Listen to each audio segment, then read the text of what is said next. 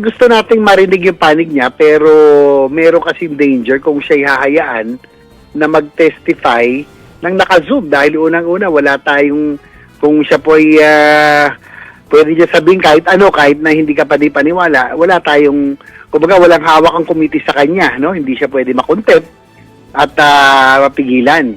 Siyempre, isa sa isang desperadong tao, pwede niya na sabihin ang lahat. So, mas maganda siguro that he be physically present to air his side. Yun lang po ang sa akin. Kaya lang sir, paano natin gagawin yun? Hindi ma-cancel ang passport. Hindi siya mapabalik dito. Ako nga pabor ako sa cancelin ng passport niya.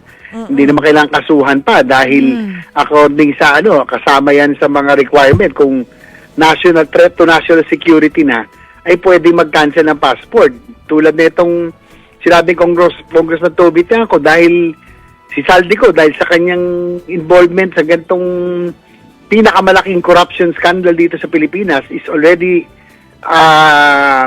National threat. causing destabilization, nagde-destabilize na. Kailangan national security niya, kailangan pwede na i-cancel ang passport niya para siya may pabalik sa lalong madaling panahon.